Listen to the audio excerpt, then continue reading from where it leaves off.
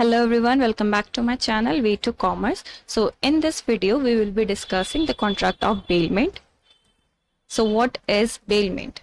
According to section 148 of Contract Act, Indian Contract Act, a bailment is the delivery of good by one person to the another person for some purpose upon a contract that they shall, when the purpose is accomplished, be returned or otherwise disposed of according to the direction of the person delivering them. मतलब कि delivery of goods होती है कुछ special purpose के लिए, और जब वो पर्पस कंप्लीट हो जाए तो जो गुड्स हैं वो वापस बेलर के पास आ जाएंगे। ठीक है, यहाँ पे दो पार्टीज हैं, एक बेलर एक बेली। बेलर वो है जिसके एक्चुअल में गुड्स हैं और वो अपने गुड्स ट्रांसफर कर रहा है टू द बेली कुछ पर्पस के लिए, और फिर वापस जब बेली ने वो पर्पस कंप्लीट कर दिया तो वो बेलर के पास आ जाएंगे गुड्स। ठीक है, तो यहाँ पे मेन पॉइंट क्या है कि डिलीवरी ऑफ गुड्स हो रही है फॉर अ स्पेशल पर्पस, और वो पर्पस जब कंप्लीट हो जाएगा तो गुड्स रिटर्न होंगे। So the person delivering the goods is called the bailor and the person to whom they are delivered is called bailee, और जो ट्रांजैक्शन है उसे बेलमेंट बोलेंगे। एग्जाम्पल लेते हैं, जैसे फॉर एग्जाम्पल ए ने बोला कि मुझे एक दिन के लिए कार चाहिए बी से। बी ने बोला ठीक है मैं आपको एक दिन के लिए कार दे दूंगा, आप मेरे को रेंट दे दो कार का 2000 रुपीज फॉर अ डे।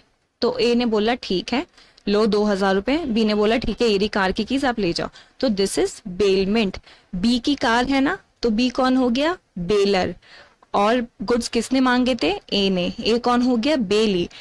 जिसके ओरिजिनल गुड्स होते हैं वो होता है बेलर, और जिसको गुड्स जो गुड्स लेता है रेंट पे उसे हम बेली बोलते हैं। ठीक है, तो और जो कॉन्ट्रैक्ट इनके बीच में हो रहा है उसे हम बोलेंगे बेलमेंट। बेलमेंट में ना सिर्फ और सिर्फ आपकी पोजीशन ऑफ गुड्स ट्रांसफर होती है। पोजीशन मतलब कि एक गुड दूसरी तरफ जा रहे हैं, मतलब दूसरी पार्टी की तरफ, लेकिन वहां पे ओनरशिप ट्रांसफर नहीं होगी, क्योंकि आपको थोड़े टाइम बाद जब आपने यूज कर लिया, जैसे अभी हमने एग्जांपल लिया कि ए ने एक दिन के लिए कार ली। अब एक दिन के लिए उसने कार जिस भी पर्पस के लिए ली, फॉर एग्जांपल उसे कहीं लॉन्ग ड्राइव पे जाना था, वो कंप्लीट होने के बाद वो कार बी को रिटर्न करेगा, है ना। तो ओनर तो बी ही है ना, उसने तो सिर्फ रेंट पे लिया है। तो दिस इज कॉल्ड सिर्फ और सिर्फ पोजेशन ट्रांसफर हुई थी एक दिन के लिए, ओनरशिप नहीं। ओनरशिप तो बी के पास ही रहेगी। So this is the contract of bailment. Only position of the goods transferred, not the ownership. ठीक है, आगे चलते हैं। एसेंशियल फीचर्स क्या हैं बेलमेंट के? जैसे अभी हमने पूरी डेफिनेशन देखी, उस डेफिनेशन में हमें कुछ फीचर्स मिले। पहला क्या मिला कि जो डिलीवरी ऑफ गुड्स है वो सिर्फ मूवेबल गुड्स की होगी। देखो डिलीवरी हो रही है गुड्स की, आप किसी का घर तो जाके डिलीवर नहीं कर सकते हैं ना, या फिर आप ऐसा तो नहीं है ना पूरी की पूरी बिल्डिंग या फिर लैंड उठा के डिलीवर कर दो, नहीं।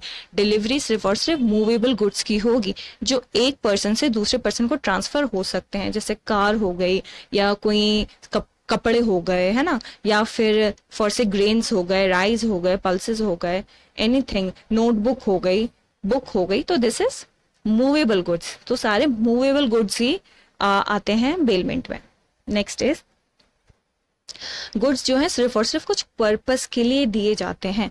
जैसे मेरे किसी फ्रेंड ने बोला कि मुझे ना कल शादी में जाना है, अपनी वो पिंक वाली ड्रेस दे दे, मुझे बहुत अच्छी लगी। मैंने बोला ठीक है ले ले, ऐसे ही दे दी मैंने, उससे कुछ पैसे नहीं लिए, तो इसे भी हम बेलमेंट बोलेंगे।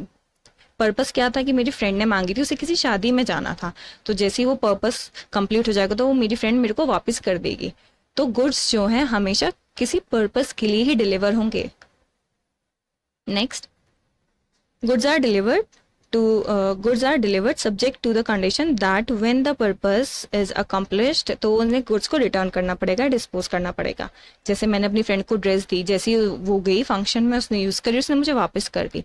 तो यहाँ पे गुड्स को रिटर्न करना इज वेरी इंपॉर्टेंट। बेलमेंट में जो भी पर्पस था वो कंप्लीट होने के बाद गुड्स को या तो आप रिटर्न करोगे या डिस्पोज करोगे। फॉर एग्जांपल किसी ने, मेरी फ्रेंड ने मेरे से बोला कि I need some disposable plates वगैरह, आपके पास हैं? ठीक है, जैसे नेबर में नहीं मांगने लगते, थोड़ा सा चीनी दे दो, थोड़ा सा 1 कप दूध दे दो। तो अगर आप किसी ने मेरे से जैसे बोला कि I need some paper plates, मैंने कहा ठीक है, आप उसको यूज करने के बाद उसे डिस्पोज कर देना। तो ये भी एक बेलमेंट हुआ कि किसी ने गुड्स मांगे, वो मूवेबल गुड्स थे, हमने दे दिया, उनका जो पर्पस था जब कंप्लीट हुआ या तो वो रिटर्न कर देंगे, लेकिन जो बेलर है उसने बोला कि नहीं आप यूज करके इसको फेंक ही देना या डिस्पोज कर देना। तो दिस इज ऑल्सो बेलमेंट में आएगा। नेक्स्ट, कंसिडरेशन देखो या तो हो सकता है या नहीं हो सकता। जैसे अगर मेरी किसी फ्रेंड ने बोला कि यार जो बुक है ना बिजनेस लॉ की मुझे दे दो, जब मेरा एग्जाम कंप्लीट हो जाएगा I will return you that book, ठीक है। तो मैं बोलूँगी ठीक है, मैं अपनी फ्रेंड से कुछ ले थोड़ी रही हूँ कि आप मेरे को 5,000 रुपये दो जब भी मैं आपको बुक दूंगी, और फिर जब आप बुक कंप्लीट कर लो तो मुझे वापस भी दे देना, ठीक है। तो दो टाइप के, मतलब एक कंसिडरेशन और एक बिना कंसिडरेशन के बिलमेंट हो सकता है। तो इससे हम upon consideration we can divide the bailment contract into two. First is gratuitous और दूसरा is non gratuitous। तो gratuitous मतलब आप किसी को gratitude मतलब किसी को फ्री में कुछ दे रहे हो, है ना, वहां पे आप उससे पैसे नहीं ले रहे हैं। तो जब भी आप किसी को फ्री ऑफ चार्ज कुछ दे रहे हो तो उसे हम बोलेंगे ग्रैटिट्यूअस बेलमेंट, और जहाँ पे आप रिटर्न में कुछ ले रहे हो तो उसे हम बोलेंगे नॉन ग्रैटिट्यूअस। तो ग्रैटिट्यूड का एग्जांपल, जैसे आपने किसी फ्रेंड को बुक दे दिया और उससे कुछ पैसे नहीं लिए, और नॉन ग्रैटिट्यूड जैसे आपने अपनी कार लेंट आउट की कि 2 दिन में आप मुझे वापस कर दोगे। जैसे अभी हमने एग्जांपल लिया ना कि ए ने बी से कार ली और उसको 2,000 रुपये दे दिया फॉर अ डे, तो दिस इज नॉन ग्रैटिट्यूड। कुछ आपको रिटर्न में मिलेगा ही मिलेगा, कुछ इज द कंसिडरेशन, और जब आपको कुछ कंसिडरेशन नहीं मिलेगी तो हो जाएगा आपका ग्रैटिट्यूड बेलमेंट। ओके, आगे चलते हैं। Let's see an example. एक कस्टमर है, उसने एक टीवी रिपेयर सेंटर पे अपना टीवी दिया, टीवी खराब हो गया था, ठीक है। तो टीवी वाले ने क्या करा, टीवी जब ठीक हो गया वापस दे दिया कस्टमर को, और कस्टमर क्या करेगा, पैसे देगा फॉर द रिपेयर, है ना। तो दिस इज बेलमेंट। बेलमेंट का एग्जाम्पल है कैसे, जो कस्टमर है, कस्टमर ने पहले टीवी सेंटर में क्या भेजा, अपना टीवी फॉर रिपेयर। तो यहाँ पे पर्पस क्या था, रिपेयर, टीवी का रिपेयर होना। तो पर्पस हमारा एसेंशियल का फर्स्ट पार्ट कंप्लीट। दूसरा, जब आपका पर्पस कंप्लीट हो जाएगा, मतलब जब टीवी रिपेयर हो जाएगा तो वापस आपके पास आ जाएगी उसकी पोजीशन, किसके पास, कस्टमर के पास। तो गुड्स आफ्टर जो उसका पर्पस था ठीक होने के लिए दिया, वापस मिल गया, तो दूसरा भी पॉइंट क्लियर हो गया। फिर उसके बाद हमारा एक पॉइंट ये था कि गुड्स मूवेबल होने चाहिए, तो टीवी तो है ही मूवेबल। फिर एक पॉइंट हमारा क्या था कि या तो कंसिडरेशन होगा या तो नहीं। यहाँ पे आप टीवी रिपेयर करा रहे हो तो आपको पैसा देना ही पड़ेगा, तो ये बेलमेंट कंसिडरेशन वाला हो गया। तो कौन सा बेलमेंट हो गया, नॉन ग्रैटिट्यूअस। ओके, ठीक है, आगे चलते हैं। Then common examples of bailment are hire of goods, furniture या साइकिल। मतलब आप ये एग्जाम्पल्स हैं कुछ, कि अगर आप कोई गुड हायर करते हो, जैसे कि फर्नीचर हो गया, साइकिल हो गया, या फिर आप गुड्स देते हो अपने फर्स्ट से टेलर को, वो स्टिच करेगा टेलर और फिर वो वापस दे देगा। तो बेलमेंट में आप जो गुड्स दे रहे हो ना, उसको एज इट इज या फिर हो सकता है थोड़े ऑल्टरेशन के बाद मिल रहा है, मतलब जैसा बेलर ने बोला है उसका वैसा ही यूज होगा, बेली अपनी मर्जी से यूज नहीं कर सकता। So these all are examples of bailment. Next, okay. तो bailment जो है वो benefits के लिए यूज होती है किसी किसी के। So जो पहला benefit होता है वो होता है बेलर का benefit। बेलर कौन है, जो जिसका एक्चुअल में गुड है। जैसे एग्जाम्पल से समझो कि A is going on a vacation, उसने अपनी कार बी के पास दे दी कि आप रख लो जब तक मैं आ रहा हूँ, कभी मेरी कार खराब हो जाए या कोई चोर ले जाए या फिर कोई तोड़ दे। तो यहाँ पे किसका ज्यादा फायदा हो रहा है, जिसका गुड है उसका ना, बेलर का फायदा हो रहा है कि वो अपना गुड अपने फ्रेंड के पास रखवा कर जा रहा है अपनी कार। जैसे फॉर से कोई ऑस्ट्रेलिया घूमने गया फॉर अ वेकेशन, उसने बोला कि मेरा जो गोल्ड है ना, मुझे डर लग रहा है कि मुझे घर पे नहीं रखना चाहिए। तो जो ए है उसने अपना सारा गोल्ड जो है अपने फॉर से मम्मी के पास रखवा दिया कि मम्मी आप मेरा गोल्ड रख लो and I am going for the tour to the Australia. तो यहाँ पे किसका फायदा हो रहा है, जिसके गुड्स हैं, बेलर का फायदा हो रहा है। तो फर्स्ट कॉन्ट्रैक्ट जो बेलमेंट का बन सकता है सिर्फ और सिर्फ बेलर का फायदे के लिए बन सकता है। दूसरा कॉन्ट्रैक्ट बन सकता है सिर्फ और सिर्फ बेली के फायदे के लिए। बेली मतलब जो इंसान गुड्स मांग रहा है। तो यहाँ पे कौन सा एग्जाम्पल होगा, सारे ग्रैटिट्यूड्स वाले जो बेलमेंट होंगे ना, जो फ्री ऑफ चार्ज मिल रहे हैं। जैसे मैंने अपनी फ्रेंड को बुक दे दी और उससे कुछ भी नहीं लिया, तो इसमें फायदा किसका हो रहा है, बेली का फायदा हो रहा है ना। दूसरा एग्जाम्पल देखो, रोहित टुक car Raj car for dropping his children to the school. तो रोहित ने अपनी फ्रेंड की कार ली कि भैया मेरी कार खराब हो रही है, एक दिन के लिए दे दो, मुझे अपने बच्चों को स्कूल छोड़ने जाना है. तो यहाँ पे किसका फायदा? सिर्फ और सिर्फ the person who is asking for the goods, bailee का फायदा है यहाँ पे. ठीक है, तो पहला फायदा हो सकता है सिर्फ और सिर्फ बेलर का, दूसरा फायदा हो सकता है सिर्फ और सिर्फ बेली का, तीसरा हो सकता है कि दोनों का म्यूचुअल बेनिफिट हो. जैसे अगर आप कार रेंट पे दे रहे हो तो आपको सामने से पैसा मिल रहा है और बेली को कार मिल रही है, तो दिस इज म्यूचुअल बेनिफिट. सो जो हमारा कॉन्ट्रैक्ट ऑफ बेलमेंट है, अगर हम उसे डिवाइड करें अकॉर्डिंग टू द बेनिफिट्स, तो यहाँ पे 3 जगह डिवाइड हो सकता है. Benefit of a bailor, benefit of a bailee, और फिर या फिर म्यूचुअल बेनिफिट. ओके, नेक्स्ट देखते हैं ड्यूटीज ऑफ बेली. बेली की क्या क्या ड्यूटीज हैं? बेली कौन है? द पर्सन जो गुड्स ले रहा है यूज के लिए. देखो एक एग्जांपल बेलमेंट का ये भी हो सकता है. जब हम स्कूल में होते थे तो हम किसी फैंसी ड्रेस कंपटीशन में या किसी फंक्शन में पार्टिसिपेट करते थे, तो यूजुअली हम क्या करते थे, रेंट पे लेते थे ना कपड़े, और फिर जैसे हमारा कंपटीशन कंप्लीट हो जाता था हम अपने वो जो कपड़े थे वापस दे देते थे. तो ये भी एक बेलमेंट का एग्जाम्पल है. अब देखो ड्यूटीज क्या होती हैं बेली की. First is duty to take reasonable care of the goods deliver to him. जैसे आपने फर्स्ट से फैंसी ड्रेस कंपटीशन के लिए जो सूट लिया था वो आपने पहन लिया, तो आप उसका रीजनेबल केयर रखोगे ना. ऐसे थोड़ी कि आपने पहन लिया और सिर्फ फाड़ दिया और फिर वापस करने जाओगे. तो जो बेलर है जिसके ओरिजिनल गुड्स हैं वो तो आपको बोलेगा ना कि इसका पैसा दो, या आपने फाड़ के क्यों दिया, हमने तो आपको बिल्कुल अच्छे से बिल्कुल अच्छा प्रोडक्ट दिया था एंड ऑल. तो बेली की ये ड्यूटी है कि जो भी उसने गुड्स लिए हैं उसको रीजनेबल केयर के साथ यूज करे और उसका बहुत अच्छे से ख्याल रखे, ऐसे ख्याल रखे कि वो उसके खुद ही के गुड्स हैं. Next, duty not to make unauthorised use of the goods entrusted to him. मतलब अनऑथराइज यूज मतलब ऐसा हो गया कि बेली ने जिस मकसद के लिए, जिस पर्पस के लिए मांगे हैं गुड्स, सिर्फ उसका वही इस्तेमाल करे, उसके अलावा कुछ और यूज ना करे. ये उसकी ड्यूटी है. फॉर एग्जाम्पल किसी ने बोला, ए ने बोला कि मेरे को कार चाहिए to drop my children to the school, और ए ने उसे स्मगलिंग के लिए यूज कर लिया, तो ये गलत है. बेली की ड्यूटी ये है, जिसने बेलर को बोला है कि मैं इस पर्पस के लिए ले रहा हूँ ये प्रोडक्ट, ये गुड, तो सिर्फ उसी पर्पस के लिए यूज करना चाहिए, उसके अलावा कोई और यूज नहीं होना चाहिए. ठीक है, जैसे एग्जांपल एक और ले लेते हैं. ए ने बी से बोला कि मुझे हॉर्स दे दो, मैं हॉर्स राइडिंग करना चाहता हूँ, सिर्फ मैं ही करूंगा. तो बी ने दे दिया. ए अपने घर लेके गया हॉर्स, तो ए का कोई एक और फ्रेंड आया हुआ था XYZ, उसने हॉर्स को यूज करा, और जैसे ही वो हॉर्स पे बैठा तो हॉर्स थोड़ा बिधक गया और हॉर्स की इंजरी हो गई. तो यहाँ पे अनऑथराइज्ड यूज होगा, क्योंकि ए ने बी को बोला था कि मैं ही यूज करूंगा, लेकिन यूज कौन कर गया? उसका फ्रेंड भी यूज कर गया. तो this is also unauthorised use of the goods जो उसको ट्रांसफर हुए थे बेली को. Next, duty not to mix the goods bailed with his own goods. अब जो गुड्स बेली ने लिए हैं उसके साथ बेलर के गुड्स को, बेलर के जो गुड्स लिए हैं बेली ने, उसको बेलर के गुड्स और अपने जो ऑलरेडी उसके पास गुड्स हैं उसके साथ मिक्स ना करे. फॉर एग्जांपल बेलर ने अपने, कोई बेलर है एक फार्मर, उसने बोला कि अभी ना बहुत बारिश हो रही है तो अपने वेयर हाउस में आप मेरे भी राइस रख लो. बेलर ने अपने गुड्स बेली के पास रखवा दिए. बेली ने बोला ठीक है भाई, मेरे पास भी राइस है. ठीक है, तो बेली ने क्या करा, बेलर के राइस और अपने राइस को मिक्स कर दिया. ऐसा नहीं करना चाहिए. अगर किसी ने अपने गुड्स आपको दिए हैं तो उसको अपने गुड्स से बिल्कुल अलग रखो. दूसरा एग्जांपल एक ये भी हो सकता है कि मैंने किसी से कार ली अपने फ्रेंड से कि मेरे को कार चाहिए फॉर अ डे, मुझे कॉलेज जाना है. तो फ्रेंड ने बोला ठीक है ले लो, आप मुझे कल रिटर्न कर देना. अब उसकी कार में से मुझे लगा कि अरे इसकी कार में तो इंजन बहुत अच्छा है, उसका इंजन निकाल के अपनी कार में लगा लिया और अपनी कार का इंजन उसमें लगा दिया. नहीं, दिस इज नॉट डन. ऐसे नहीं करना चाहिए. आपको जो गुड्स हैं बेलर के अलग रखो, और अगर बेली के पास उससे सिमिलर कुछ गुड्स हैं तो उसे अलग रखना है.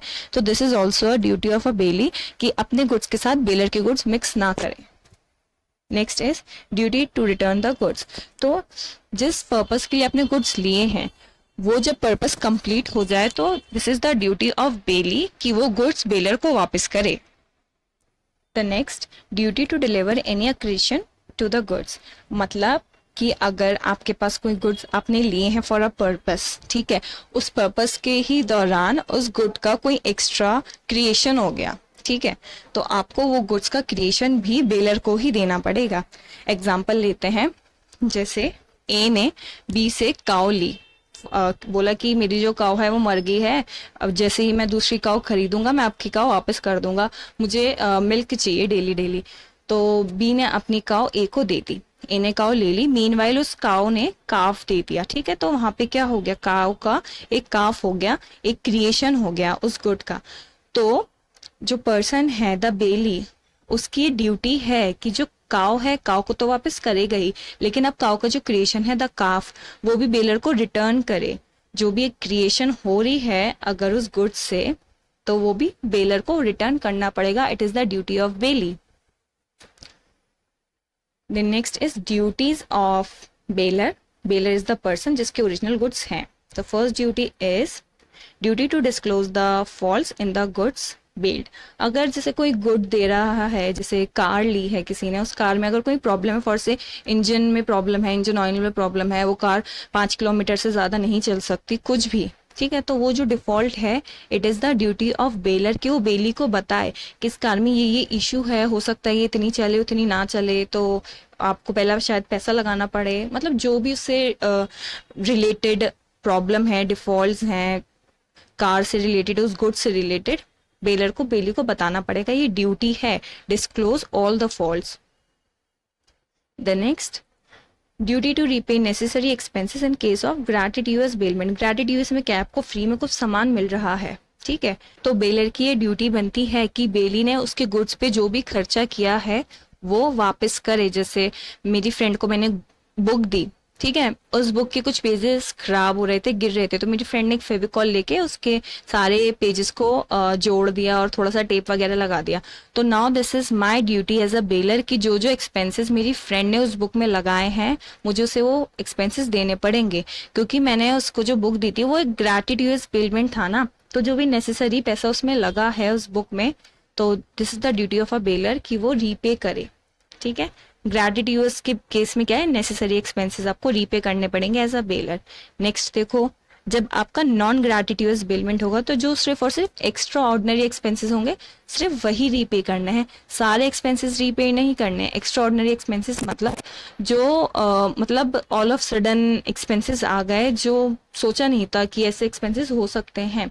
फॉर एग्जाम्पल एक्स्ट्रा ऑर्डिनरी मतलब जैसे कार दी, अब कार का चलते चलते फॉर से एक्सीडेंट हो गया, ठीक है, मतलब वो लेकिन बेली की गलती नहीं थी, वो बाय चांस हुआ था और बेली ने उसमें एक्सपेंसेस कर दिए कि कार जो है भैया खराब हो गई है, इसको रिपेयर करा के मैं वापस करता हूँ बेलर को।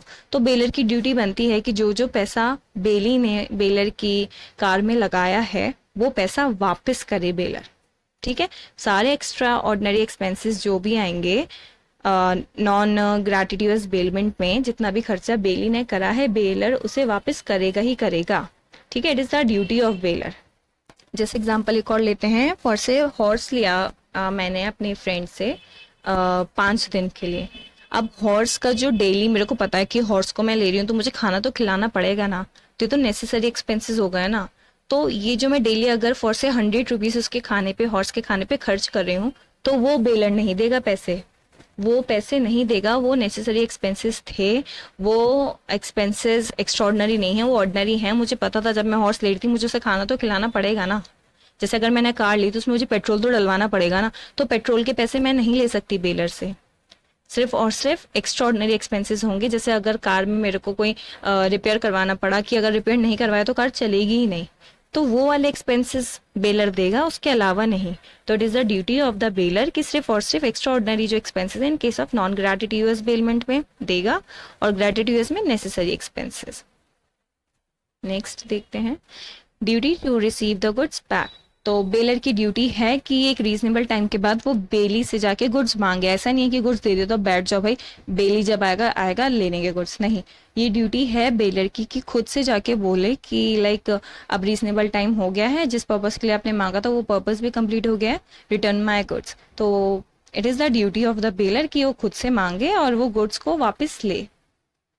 ओके, एक चीज और है, राइट ऑफ लियन, जो हमने सेल ऑफ गुड एक्ट में पढ़ा था, आपको याद है कि right of lien is the right to keep the possession of good until you receive the money back. तो बेलमेंट में ये बेली की राइट है कि जब तक बेलर, अगर बेली ने कुछ एक्सपेंसेस किए हैं, ठीक है, और बेलर वो पैसे नहीं दे रहा, तो बेली गुड की पोजीशन अपने पास रख सकता है। जब तक पूरा फुल अमाउंट जो एक्सपेंसेस का है बेली को नहीं मिलेगा तो वो बेलर के गुड्स वापस नहीं करेगा। एग्जांपल लेते हैं, जैसे बेली ने कोई कार ली और उस कार में कुछ एक्सपेंसेस लगा दिए। अब बेली ने बेलर को जाके बोला कि भैया मैंने आपकी कार में ये एक्सपेंसेस लगाए थे वरना आपकी कार चल नहीं रही थी। तो बेलर बोलेगा भैया मैं तो नहीं दे रहा पैसे। तो बेली बोलेगा ठीक है, मैं भी आपकी कार नहीं दे रहा जब तक आप मुझे पैसे वापस नहीं करोगे ना, ये जो मैंने एक्सपेंसेस लगाए हैं, क्योंकि एंड में आप ही तो यूज करोगे कार, मैंने तो सिर्फ एक दिन के लिए यूज करी थी, तो ये पैसे अगर आपने मुझे नहीं दिए तो मैं आपकी कार वापस नहीं करूंगा। ये राइट है बेली का, right to keep the possession of good until the expenses are paid. तो इसको बोलते हैं हम राइट टू लियन। ओके, ठीक है, अब आगे चलते हैं कॉन्ट्रैक्ट ऑफ प्लेज। तो कॉन्ट्रैक्ट ऑफ प्लेज क्या है? The bailment of goods as a security for the payment of a debt और the performance of a promise is called pledge. मतलब कि जब आप अपने गुड्स ना एज अ सिक्योरिटी किसी के पास रखते हो और फिर बाद में उससे पैसे लेते हो, जैसे होता है ना कि गिरवी रखना, कि अपनी प्रॉपर्टी गिरवी रख दी और आपने लोन ले लिया, तो that is pledge. It is a kind of bailment. Bailment में होता है ना कि आप गुड्स दे रहे हो, सॉरी गुड्स ले रहे हो, लेकिन प्लेज में क्या होता है कि you are giving your goods as a security loan लेने के लिए, ठीक है ना। तो प्लेज इज गुड्स दे रहे हो, गुड्स गिरवी रखना, कुछ भी सामान हो सकता है वो, या आपने बाइक गिरवी रख दी कि भैया मेरे को पैसे चाहिए 50,000 रुपए, आप मेरी बाइक रख लो, जब तक मैं आपके 50,000 रुपए वापस नहीं करूंगा तो आप बाइक मत देना मुझे, ठीक है। तो प्लेज क्या है कि गुड्स को गिरवी रखना। तो यहाँ पे भी हमारी दो पार्टीज हैं। पहली, बेलर को हम यहाँ पे क्या बोलेंगे, पॉनर या प्लेजर, और बेली को यहाँ पे क्या बोलेंगे, पॉनी या फिर प्लेजी, ठीक है। There are two parties in the contract of pledge, one is pledgee और another is pledger. Then goods are kept as security, security की तरह आप goods देते हो और फिर आपको लोन मिल जाता है। यहाँ पे कंसिडरेशन हमेशा रहेगा क्योंकि आप गुड्स दे रहे हो और कंसिडरेशन आप क्या ले रहे हो सामने से, पैसा। तो यहाँ पे there is always consideration. Bailment की तरह नहीं होगा कि कंसिडरेशन हो ना हो चल जाएगा, ग्रेटिट्यूस नॉन ग्रेटिट्यूस हो जाएगा, नहीं, यहाँ पे कंसिडरेशन हमेशा रहेगा। एग्जाम्पल देखते हैं, A borrows ₹100 from B and keeps his watch as a security for the payment of the debt. तो यहाँ पे क्या गिरवी रखा, वॉच और पैसे लिए, ठीक है। तो this is a kind of pledge, example of pledge. Okay, so let us take some questions related to the bailment और देखना कि आप इसको आंसर कर पाते हो, यानी जैसे एग्जाम्स में आते हैं ना आपके सिचुएशन बेस्ड क्वेश्चन, वैसे ही कुछ क्वेश्चंस हम देखते हैं। So the first question is, an old man entered a restaurant. The moment he entered, a waiter came and took his coat and kept it on the hanger near the door. तो ये bailment हुआ या नहीं, सोचो। Yes, it is a bailment, क्योंकि यहाँ पे क्या है, पहले तो ट्रांसफर ऑफ गुड हो रहा है। कोट कहाँ से, ओल्ड मैन के पास से वेटर के पास जा रहा है। पर्पस क्या है, to keep that coat safe. तो अब हमने जैसे समझा है कि कंसिडरेशन हो ना हो कोई फर्क नहीं पड़ता, प्लेज बेलमेंट माना जाएगा। तो yes, it is a contract of bailment. यहाँ पे पर्पस क्या है, to keep the coat safe.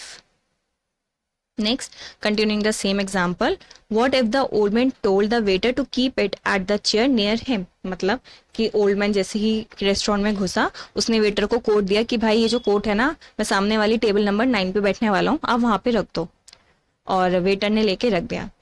तो क्या ये कॉन्ट्रैक्ट ऑफ बेलमेंट होगा, सोचो।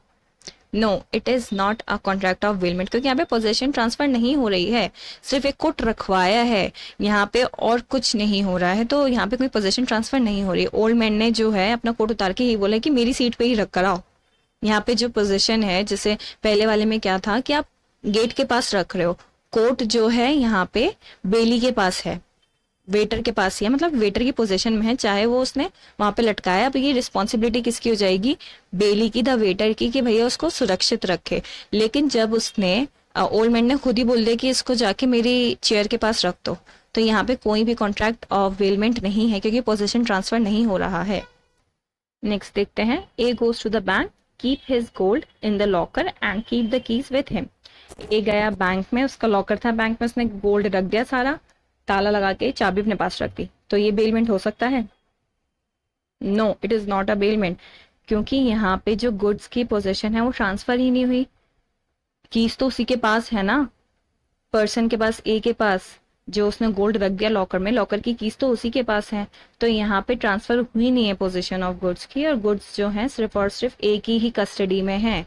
यहाँ पे कोई भी उसकी बैंक की अथॉरिटी नहीं है, बैंक की रिस्पॉन्सिबिलिटी नहीं है, सारी रिस्पॉन्सिबिलिटी एक ही है, उसी के लॉकर में, उसी की पोजीशन में है। Okay, the next is H saw a poor kid on the street and give the toys to him. किसी ने देखा चलते हुए कि यहाँ पे एक गरीब बच्चा है, फिर उसने सोचा चलो इस बच्चे को हम कुछ टॉयज दे देते हैं, उसने टॉयज दे दिए। तो क्या ये बेलमेंट हो सकता है?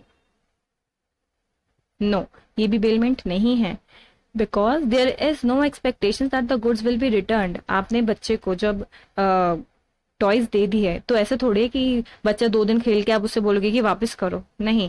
यहाँ पे पुअर किड को जो टॉयज दिए गए हैं उसमें कोई एक्सपेक्टेशंस नहीं है कि हमें वो गुड्स वापस मिलेंगे, तो it is also not a bailment contract. So I hope ये आपको टॉपिक बहुत अच्छे से समझ आया होगा और आपके एग्जाम में कुछ हेल्प होगी। Thanks for watching.